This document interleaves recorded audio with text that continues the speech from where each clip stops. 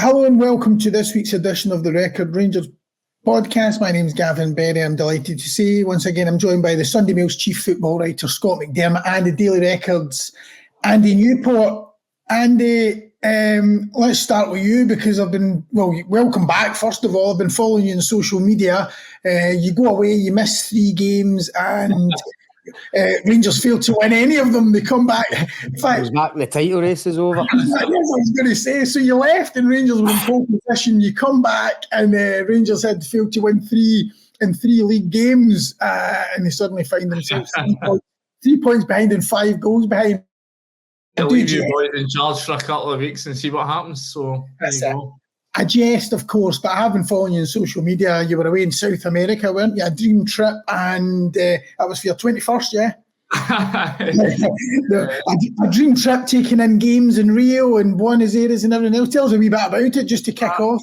Dream trip, not sure the missus would say the same. I was away for 12 days, so that I've got a wee bit of making up to do since I've come home. It was an incredible trip. Me and a couple of pals been planning this for a few years. We turned the big 4-0 this year, so we decided we were going to have a ultimate boys trip to Rio. The initial plan had to be and go and see Rio and Buenos Aires. Sorry, the initial plan had to go and see a Super Clásico, a Boca River game, but unfortunately the dates didn't quite coincide. There was just one at the weekend there, which was quite gutting. The week we get back, they ended up playing each other in a neutral venue because of they drew each other in a cup competition. So we're a bit gutted to have got our scheduling a week out, but incredible. We went to 5 days in Rio, went to the Maracanã to see a Brazilian Cup final involving Flamengo, obviously one of the bigger teams in Brazil, which was nuts. It was a second leg, so they're already 3-0 up, so it didn't have the sort of drama of the football drama, but just the sights and the colours and the sounds and the crowd were incredible. And then after that we moved on to Buenos Aires and we managed to fit in 4 games over there. Went to Bombonera to see Boca, El Monumental to see River Plate, went to see Racing Club, who Celtic fans will remember as a team that they played in the 1967 Intercontinental Cup final. Yep. And also went to see Hurricane, which is one of the big Buenos Aires sides. Also fitted in a wee stadium tour of Argentinos Juniors, who was, people remember, Maradona's first club. Yeah. And you went just around the corner for his first house, the first house that he owned, just around the corner from the stadium. So we had a wee look in there as well. So a great trip, one of these things that, that I'll get the chance to do again, but, just incredible. And we all talk about the atmosphere in Scotland between games, Rangers and Celtic, and Ibrox and Celtic Park, and think that they're pretty special occasions. But I've got to say, over there is just another level. Even for some of the grounds that were half full, like Racing and Hurricane, the Hurricane game was played basically during a sort of torrential downpour, but the noise there was incredible. And I must say, like River Plate and Boca, they were just sort of bog standard they're sort of South American international competitions, the Libertadores and the Copa Sudamerica. They were just sort of bog standard group games, but the noise levels were incredible for the full 90 minutes. So, incredible spectacle, and I would encourage MD, if they can get over there, to go and do it. It's pretty affordable. The flights are obviously are dear, but once you're over there, it's pretty affordable. Pints, you'll get a pint in Brazil for £2, you'll get a pint in Buenos Aires for £3, and then the steaks. If you like a good steak, then you need to get yourself to Argentina, because it's incredible, another level. And you didn't go and see Morelos play? No, I was going to say, did you go and see Morelos play? You probably wouldn't, because you can't get a game. Santos is a wee bit away. That's the incredible thing about it is it's just the size and the scale of both countries. And when we were trying to arrange the trip, we were discussing how we were going to get from Rio to Buenos Aires, and at one point we thought we could just get a bus or a train or something like that. The train was a 24-hour train journey, so no, we ended up getting a flight. But yeah, we did think about perhaps going to a trip to see Santos, just because that would have been obviously where Pele played as well. We could do the Pele Maradona double, but no, the distances were a bit prohibitive, and to be honest, was set in a couple of days after Buenos Aires in Rio, so travelling was probably the last thing I wanted to do. We had far too many Brahmas and Quilmes when we were over there, so I had to plan my movements carefully. Great, and I think you're working on a piece, aren't you, about your experience? So we're looking forward to reading that online and in the paper, so that'll be good. So let's get back to Rangers business. You did return, and you returned to Hampden. So you were the guy that brought the good luck back. After 3 games, that's the case. I'll take a payment off of James Bisgrove. Then, if he wants to have me at every game, then he can weigh me in for that. 3 games without a win. I'm sure even all those thousands of miles that you were away, you would have realised the pressure that was building after those 3 games without a win. And Philip Clement went into the game obviously on Sunday, desperately in need of a win, and got it. How did you find it? Yeah, I mean, obviously the pressure was on. I thought having Mohamed Diamandi back in the midfield made a huge difference just to the tempo that Rangers could play. I think he's so important to the Rangers' ability to win the ball back. And I think you saw that in the Dundee game. Just that Rangers had a real trouble sort of getting hold of the ball at times. Dundee gave them a real match for them at Dens. And I think that was a lot of time because Rangers didn't have secure possession of the ball. And I thought you saw on Sunday just having Diamandi back in there, his ability to win, he's as vital to this Rangers team going back the way as he is going forward. And I thought you saw that huge difference in the first 20 minutes. And you obviously get the goal. I think it was the start that every Rangers fan would have been looking for at the weekend. Just, front foot, playing with a tempo, everything that they hadn't done at Dens. They kind of came off it a wee bit. I must say I was disappointed with Hearts. I just thought that they never really got at Rangers. Obviously the big call before the game was dropping Connor Goldson. They're bringing in Liam Balogun, hadn't played for a couple of months. You thought, perhaps there was a vulnerability there. They really had to try and test the Rangers centre-backs, but they just never did that at all. But in saying that, I didn't think Rangers were particularly good for that sort of middle spell of the game. And then obviously, I think they took command again, sort of last 15, 20, obviously get the goal. And then by that point, Hearts were throwing bodies forward, and Rangers really should have won by more in the end. They obviously missed a couple of huge chances late on. So, listen, at this stage in the season, and given the way that results have went for Rangers the last couple of weeks, I think that they had a win was basically all that was all important. If they could have got any kind of performance, that would have been great. But at this stage, it's just about getting results over the line. So I think they can take heart from the first 20 minutes, the last 10, 15 minutes. But there's still plenty of work for Rangers to do this season if they're going to win a title and pick up another trophy after that Viaplay Cup win. Yeah, because Andy's right, Scott. I mean, if Rangers lost that game, Clement would have really been under pressure, wouldn't he, given the two, particularly two previous results in the first half performance against Celtic. Andy talks about the big call being Balogun in for Goldson.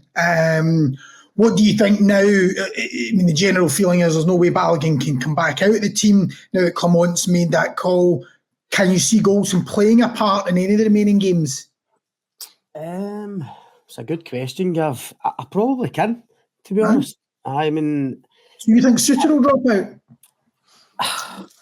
It might sound ridiculous with 5 games to go in a title race, but Clement is renowned, as we know, for tinkering with the lineup and making changes. I could see the 3 of them almost kind of rotating for the last kind of 5 games. I heard Andy Halliday on the radio last night saying similar, and I tend to agree with him. If you're asking me, will Balogun and Suter be the defence for the next 5 games guaranteed?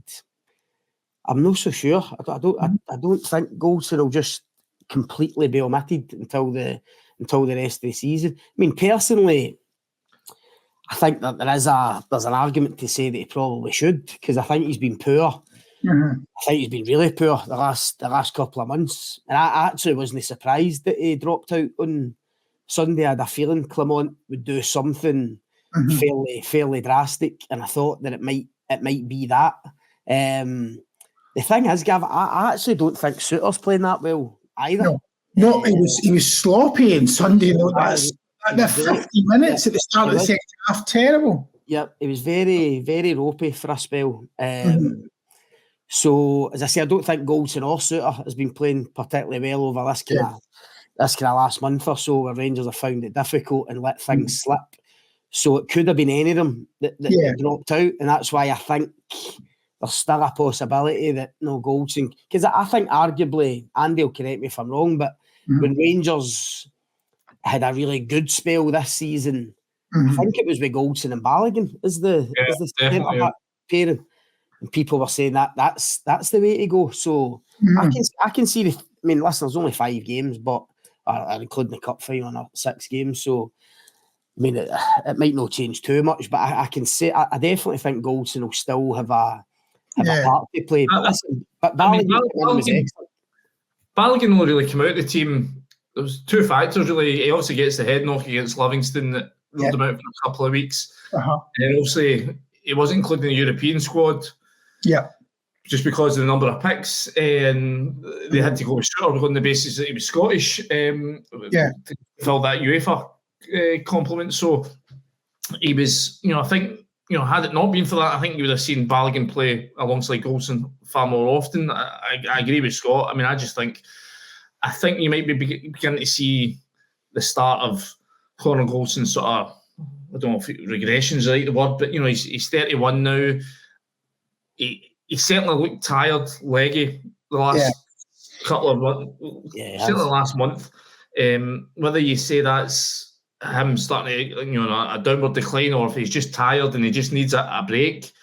He does play. I think I looked up when I was at the game on Sunday, and so I think Rangers have played 344 games since he signed. And Connor Goldson's played 312 of those. And that includes, he missed 10 games through injury last year after that knee injury picked up against Liverpool. So if you imagine he probably played all of those. So you look at a guy that basically misses a handful of games a season only because he's been rested.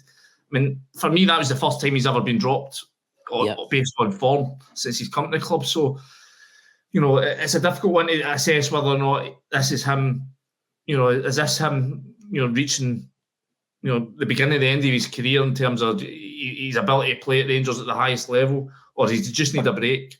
I think you've got to give him the benefit of the doubt, because I think Connor Goldson, on the whole, has been a fantastic servant for Rangers. So, perhaps maybe just a couple of weeks out of the team might just do the world of good. Might just give him the wee sort of kick up the backside perhaps he needs as well. So, I would not be surprised to see him back in the team before the end of the season. I tend to think maybe going to St Mirren, it's a tricky away venue. Rangers, they've got an okay record there, but they never seem to really enjoy going to Smizer Stadium. I can't ever really remember going and seeing a Rangers performance there that was emphatic or dominant. It's always a battle, it's always a grind. So I tend to think maybe, given that, Clement might just stick by Balogun for this weekend. But if you're talking about looking further ahead, and especially that Old Firm game, I still think that Connor Goldson's got a lot to offer this Rangers side, so I wouldn't be surprised at all if he comes back in. Because, Scott, you're saying that Clement is renowned for rotating and all that, and we have seen that in recent weeks that he's done that. But the difference here, surely, is that this was very much Connor Goldson, a mainstay, being dropped because of poor form. That's the difference here. It's a big one. And I know he dressed up as being rested, inverted commas, and he's saying he would actually have done it earlier. He would have done it for the Dundee game had Balogun not been sick. But that's a big call. That's somebody being dropped. That's not rotating. Oh, it was a huge call, especially in a game of that magnitude. And you're right. I'm not buying this line about he was going to rest him during the week and couldn't do it, so he just done it. You don't normally make those big. You don't rest somebody for the big Hampden semi-final. Do you know what I mean? One of your main players. And you're right, that is why it's a big call, because as much as I'm saying Clement rotates, he's rotated pretty much since he arrived, but effectively the 3 players that haven't been rotated are Tavernier, Goldson and Lundstrom. No, they three have always been the mainstays. But I genuinely think just the form of Goldson, it was so striking, in terms of just how much that form had dipped, the form that he's kind of renowned for. Yeah. In those games against particularly Dundee and Ross County, I just think Clement had to do something. And listen, they got a clean sheet. Balogun was excellent. I thought they looked a lot more secure in general. I thought they looked a lot more secure, kind of structurally behind the ball. They didn't give away as many chances or as many kind of counter-attack opportunities to Hearts, which I think's been a major issue this last month or so. So all in all, you need to say it was the right decision. But yeah, I mean, it's probably the first major call Clement has made. In terms of one of the main players. I mean, Andy's right. Goldson's never been dropped, and I was trying to think in my head of a kind of similar kind of situation, and I'm going way back. The one that came to mind, Gav, was years ago when Graham Souness dropped Terry Butcher. You remember? And ultimately that was the kind of beginning of the end for Butcher's Rangers career. Souness made a huge decision and dropped him, and he never really got back in. There was a fallout. So it's going to be really interesting. I mean, Andy will be able to tell. I mean, Goldson, it's not that long ago he signed a new deal, so he's going to have a couple of years left on his contract. So I mean, if this is the beginning of the end, then that becomes an issue as well. Can you sell him? How much are you going to get for him at his age? It's certainly opened a can of worms. Now, Clement will play it down, I've no doubt. He'll either bring him back in or he'll seriously play it down between now and the end of the season, maybe saying he just needs a rest. Still part of the plan, still a major player as vice-captain. Yeah. I think the bigger picture is that if you're Connor Goldson and you can sense what's coming and you think you're going to be maybe a bit part player under Clement for the next couple of years, then that becomes a bigger issue. Yeah. Andy Cyriel Dessers was the hero. 2 goals, sets up the first Old Firm Scottish Cup final for 22 years ago. It's unbelievable. There's actually not been that many. There's big gaps from Old Firm finals. I think the one in 1999 was the first one in about 10 years as well. At that time, I know, and then they played again in 2002, which was the last one. Dessers the hero, 2 goals.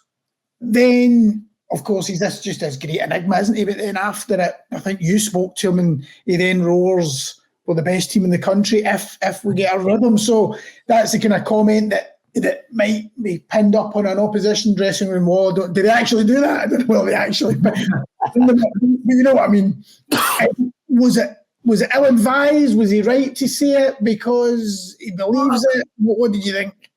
Well, I think what you're trying to say is when we're at our best, Rangers are the best team in Scotland, and I think you can look at results and go, well, the period from when Clement came in until, let's say, before the Old Firm game, and that was probably true. But the trouble is, the last 2 weeks they've been nowhere near their best, and when they're like that, then they clearly aren't. So yeah, I mean, listen, it's all very well and good him saying that. It's words.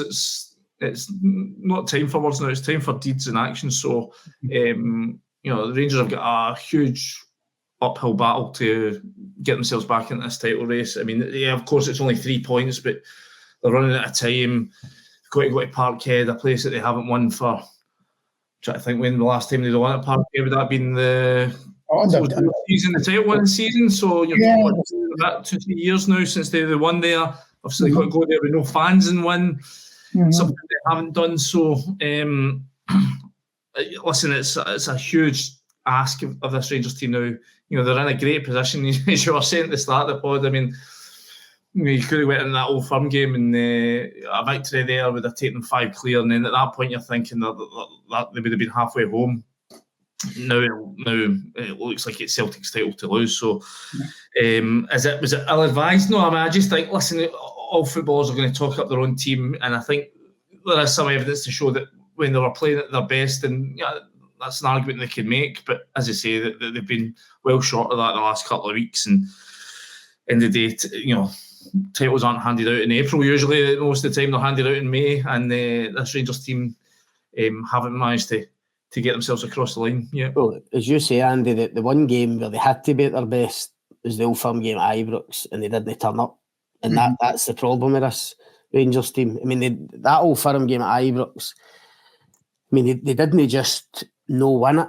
I mean, the first half performance was appalling. I mean, it was like literally didn't turn up. And that's why I think Dessers saying stuff like that probably is ill-advised, because we've heard it so many times in the last 4 or 5 years for this.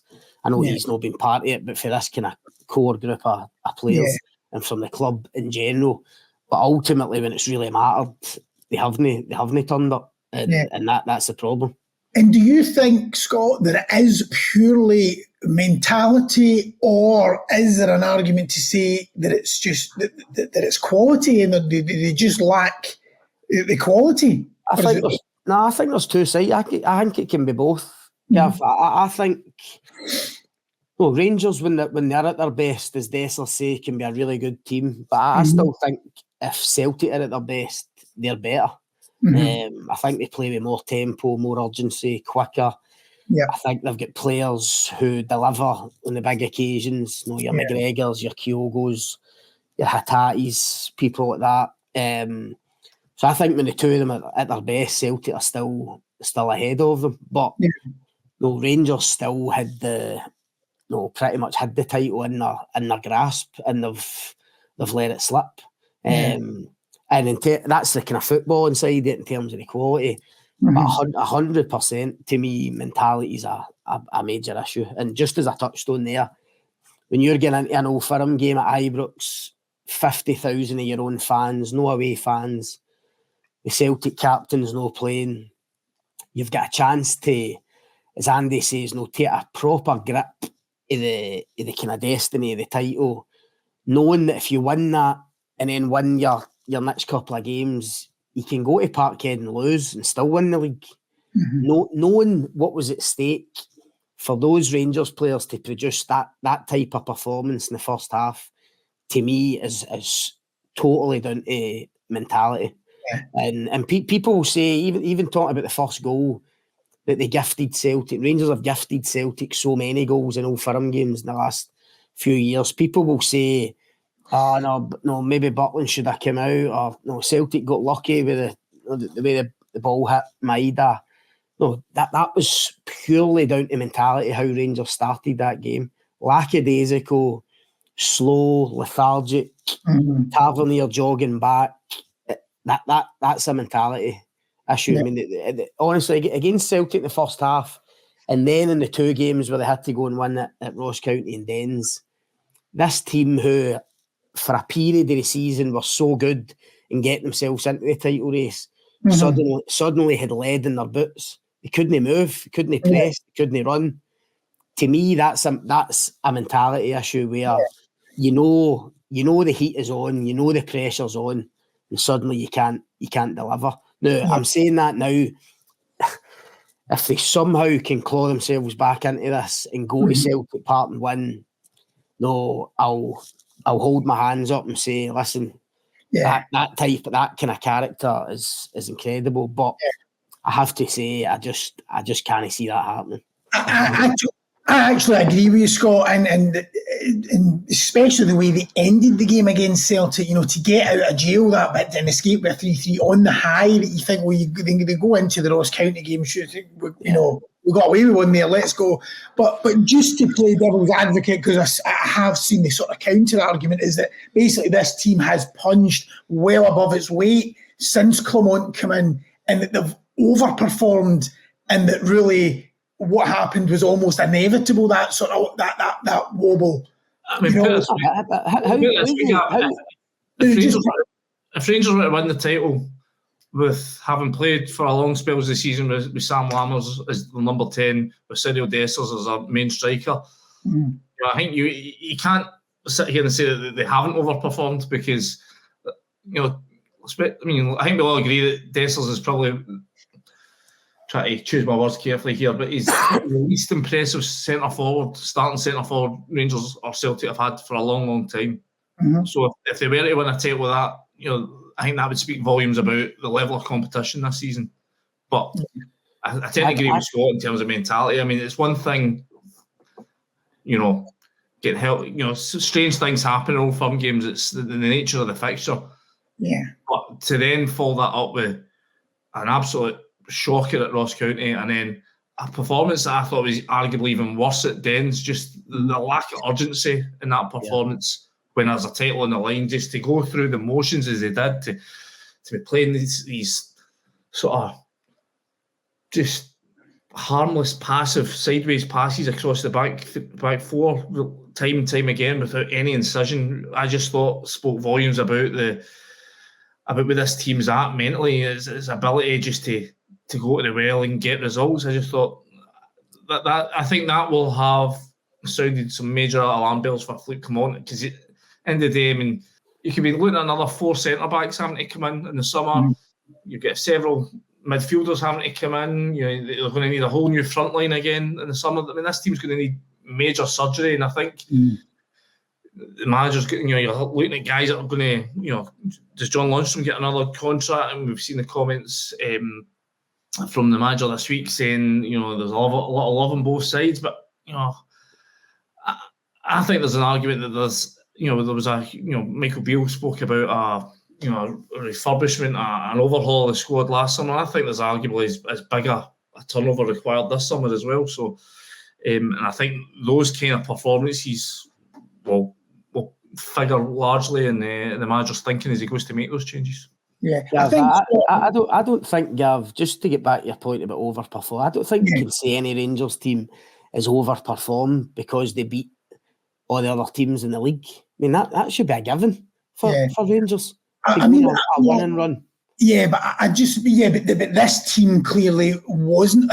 But that's the point, is that they were 7 points behind when Philippe Clement came in. So obviously these players were not up to the task, which they then managed under Clement, to go on that stretch of run. But they just did under Clement what they should have been doing under Beale. I mean, that's the money that's been spent on this Rangers team and the quality of player that's been brought in compared to every other team in the Premiership. They should be going in long winning runs. I mean, that's no overperforming. Overperforming would be if they went and beat Celtic a couple of times, which they cannot do at the minute. Yeah. And that's why I say, I just look at this Old Firm game at Celtic Park, and I mean, I've heard Rangers fans saying, no, I think they'll go and get a result. No, I mean, I just don't see any evidence of that. Yeah. I mean, watching this team, this club going to Celtic Park, and they say that, I mean, the last time they won there, it was with no fans there, the COVID season. Connor Goldson scores twice. Yeah. The previous time was the Katic winner under Steven Gerrard. You're talking, that was 5 years ago. That was 2019. Yeah. I think they've been there 6 times since the Goldson game. Yeah. Haven't won any.